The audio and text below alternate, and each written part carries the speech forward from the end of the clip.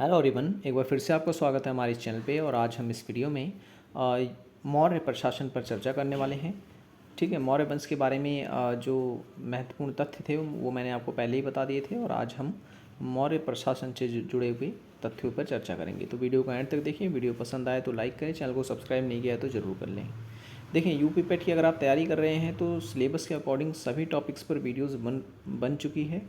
आप पूरी वीडियो को देख सकते हैं, लिंक इस वीडियो की डिस्क्रिप्शन में है। ठीक है, पूरी प्लेलिस्ट बनी हुई है यूपी पेट के नाम से, तो एक बार ज़रूर चेक करें। चलिए शुरू करते हैं। मौर्य प्रशासन। देखिए, मौर्य प्रशासन में सत्ता का केंद्रीकरण राजा में होता था, यानी राजा जो था प्रशासन का सर्वोच्च अधिकारी था। उसके बाद जितने भी मंत्री और जितने भी विभाग थे वो आते थे। तो यहाँ आप देख सकते हैं, यहाँ पे मैंने मंत्री लिखे हुए हैं और दूसरी तरफ विभाग लिखा हुआ है। तो यहाँ से सीधा सवाल एग्ज़ाम में पूछा जाता है। ठीक है, प्रधानमंत्री जो है, मतलब जिसे पुरोहित कहा जाता है, प्रधानमंत्री विभाग उसी के हाथ पे होता था। युवराज की अगर हम बात करें तो वो राजा का उत्तराधिकारी होता था, यानी कि राजा की मृत्यु के पश्चात उसके पद पर उसका पुत्र ही बैठता था, जिसे युवराज कहा जाता था। राजस्व विभाग का प्रधान जो होता था उसे समाहर्ता कहा जाता था। ठीक है, और सैन्यधाता की अगर हम बात करें तो ये राजस्व या कहें कि राजकीय जो कोष अध्यक्ष होता था वो होता था। ठीक है, दोनों में अंतर आपको याद रखना है। तो ये क्वेश्चंस पूछा जाता है, ठीक है, कि राजस्व विभाग का प्रधान अगर आपसे पूछे तो आपका आंसर होगा समाहर्ता, और अगर आपसे पूछे कोष अध्यक्ष कौन होता था वो सन्निधाता। और उसके बाद प्रतिष्ठा की अगर हम बात करें तो ये फौजदारी न्यायालय का अध्यक्ष होता था।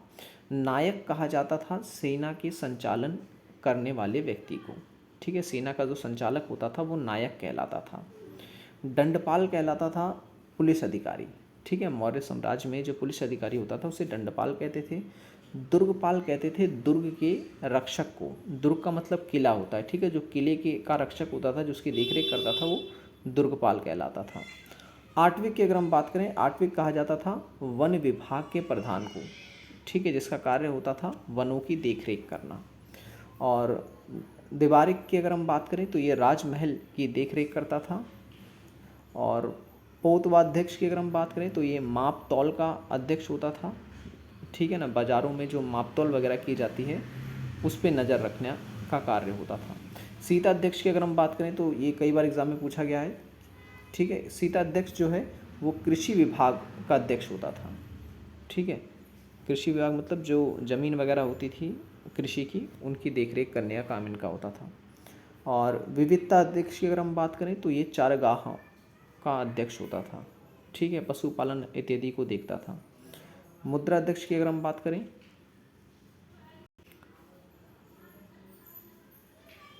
तो पासपोर्ट विभाग का जो है अध्यक्ष हुआ करता था मुद्रा अध्यक्ष। और महामात्र प्रसरण की अगर हम बात करें तो ये गुप्तचर और खुफिया विभाग का अध्यक्ष हुआ करता था। ठीक है, महामात्रा प्रसरण। उसके बाद कौटिल्य की अगर हम बात करें तो कौटिल्य ने सप्तांग सिद्धांत दिए थे। उन्होंने अपनी पुस्तक अर्थशास्त्र में ये बताया था कि किसी भी राज्य के लिए या किसी भी राजा के लिए जो है ये 7 सिद्धांत जो है वो सबसे महत्वपूर्ण होते हैं। सप्तांग सिद्धांत जिन्हें कहा जाता है, या सप्तांग भी कहा जाता है। ठीक है, जिसमें शामिल है राजा, अमात्य, जनपद, दुर्ग, कोष, सेना और मित्र। ठीक है, राजा तो जो कि सबसे महत्वपूर्ण होगा किसी भी साम्राज्य के लिए वो, ठीक है, क्योंकि वही पूरे प्रशासन को नियंत्रित करता है। दूसरा है अमात्य। अमात्य यानी कि मंत्री परिषद। कौटिल्य बताते हैं कि एक राजा को सलाह देने के लिए उच्च कोटि की जो है मंत्री परिषद भी होनी चाहिए जो राजा को सलाह दे। जनपद जो है वो भी होना ज़रूरी है किसी भी राज्य के लिए। दुर्ग भी होना काफ़ी ज़रूरी है। दुर्ग यानी कि किला, और सुरक्षित होना चाहिए वो। कोष की भी उन्होंने बात करी कि कोष जो है किसी भी राजा का या किसी भी कह सकते हैं साम्राज्य का सबसे महत्वपूर्ण कह सकते हैं अंग होता है। अगर कोष कमज़ोर होता है तो साम्राज्य खतरे में आ जाता है। तो इसलिए प्रत्येक राजा को कोष को जो है अपने संभाल के रखना चाहिए। सेना सबसे महत्वपूर्ण होती है किसी भी राजा के लिए। सेना ही जो है उसकी रीढ़ होती है एक तरीके से। तो इसीलिए सेना के बारे में भी जो है कौटिल्य ने इसे काफ़ी महत्वपूर्ण बताया है। उसके बाद है मित्र कौटिल्य। मित्र भी दो तरह की बताता है कि किससे मित्रता एक राजा को करनी चाहिए और किससे नहीं करनी चाहिए। अब यहाँ पर आप देखेंगे प्रांत दे रखे हैं और राजधानी दे रखी है। जैसे कि उत्तरापद प्रांत जो था उसकी राजधानी तक्षशिला हुआ करती थी। दक्षिणापंथ जो है उसकी राजधानी स्वर्णगिरी होती थी। अवंती राष्ट्र की अगर हम बात करें तो उसकी राजधानी उज्जैनी होती थी। ठीक है। कनिंग की अगर हम बात करें तो उसकी राजधानी उस समय तोसली हुआ करती थी। तो ये राजधानी भी आपको याद रखनी है। अब आ जाते हैं मौर्य प्रशासन का स्तरीय खंडन। ठीक है, जिस तरीके से आज आपने देखा होगा राज्य होता है, फिर जिला होता है, फिर ब्लॉक होता है, ठीक उसी प्रकार से मौर्य प्रशासन में भी स्तरीय खंड देखने को हमें मिलता था। ठीक है, तो सबसे बड़े अगर हम बात करें कि सबसे बड़ा क्या होता था, तो सबसे बड़ा होता था साम्राज्य। आज के समय में जैसे कि हम देश कह सकते हो। ठीक है, समझने के लिए मैं आपको बता रहा हूँ। पहले देश होता है, पहले विश्व, फिर उसके में देश, देश के अंदर राज्य, राज्य के अंदर जिला, जिले के अंदर ब्लॉक, ऐसे करके होता है ना। ठीक उसी प्रकार से मौर्य प्रशासन जो है उसमें सबसे बड़ा जो होता था वो साम्राज्य होता था। साम्राज्य के अंदर प्रांत होते थे, प्रांत के अंदर आहार हुआ करता था, आहार के अंदर स्थानीय हुआ करते थे। स्थानीय जो है वो 800 गाँव के ग्रुप को कहा जाता था, 800 ग्राम के समूह को। और द्रोणमुख कहा जाता था 400 गाँव के समूह को। खारवटिक की अगर हम बात करें तो ये 200 गाँव के समूह को कहा जाता था। संग्राहक कहा जाता था 100 ग्राम को, और ग्राम कहा जाता था 1 गाँव को।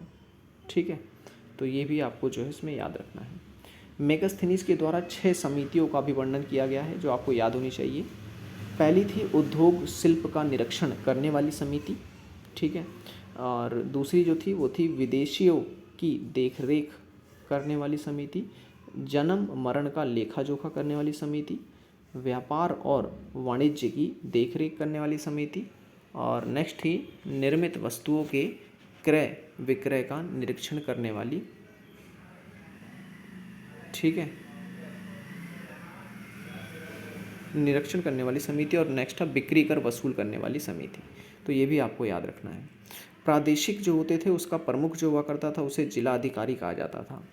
न्यायालय भी उस समय थे, तो न्यायालय 2 प्रकार के थे मौर्य साम्राज्य में, एक कंटक शोधक और दूसरा धर्मस्थलीय। कंटक शोधक जो होता था इसमें फौजदारी मामले की सुनवाई होती थी। फौजदारी मतलब जैसे कि हत्या, डकैती आदि जैसे मामले जो हैं वो कंटक शोधक न्यायालय में हल किए जाते थे। जबकि धर्मस्थलीय जो न्यायालय था इसमें दीवानी मुकदमों की सुनवाई होती थी, जैसे कि छोटे मोटे जो झगड़े होते हैं उनकी सुनवाई इसमें की जाती थी। तो ये 2 प्रकार के न्यायालय भी आपको याद रखने हैं। तो आज की वीडियो में इतना ही रहने देते हैं। वीडियो पसंद आई तो लाइक ज़रूर कर दें, चैनल को सब्सक्राइब नहीं किया है तो ज़रूर कर दें, और पहले की वीडियोस नहीं देखी हमारी तो आप ज़रूर देखें। लिंक इस वीडियो की डिस्क्रिप्शन में मैंने दे दिया है, जहां पर क्लिक करके आप हमारी पहले की सभी वीडियोस को देख पाएंगे। ठीक है, thanks for watching this video.